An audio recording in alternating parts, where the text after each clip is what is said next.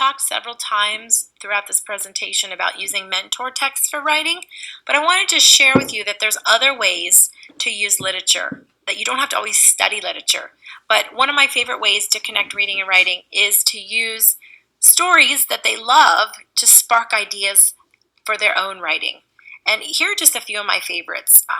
We did a whole theme of Laura Numeroff, who is the author of If You Give a Mouse a Cookie, and we studied her circle stories, and then each child wrote If You Give a Blank, and we made our own circle story. And that was just a fun way to write for the week, something different than our typical writing workshop time, but it modeled, what a good author did, but it was just for fun to write their own creative version.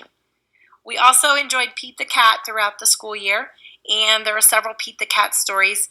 After reading many of the Pete the Cat stories, they wanted to write a Pete adventure of their own.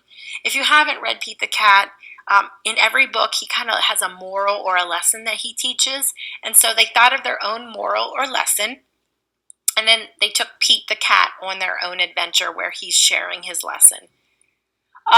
During Bug Week, we read An Ant's Day Off, and this is a story from an ant's point of view.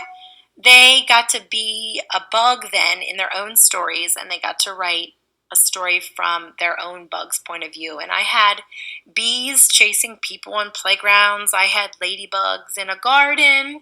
I had caterpillars turning into butterflies. I had some praying mantises, walking sticks, and they really got into character and wrote from the bug's point of view. And they were fantastic, probably some of my best writing of the whole entire year. And the last one is, if you haven't read Kevin Henkes' books, he is one of my favorite authors to study because children love his books. But one of my favorite books by him is Lily's Purple Plastic Purse. But if you look at his literature, he has Wemberley Worried.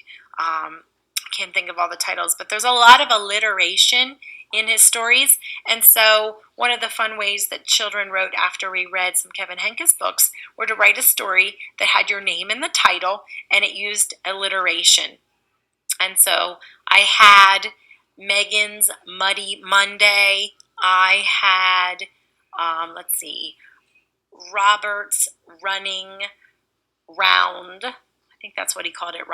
It was Robert Running Round. I had Finn finishing Friday's Fantastic Funnies, and it was a really strange story, but I remember it. And so they just picked their name and they made an alliteration using that name and published some really cute stories just for fun. So sparking ideas from children's literature. If you can think of any, that's a great thing you could share in your discussion thread this week.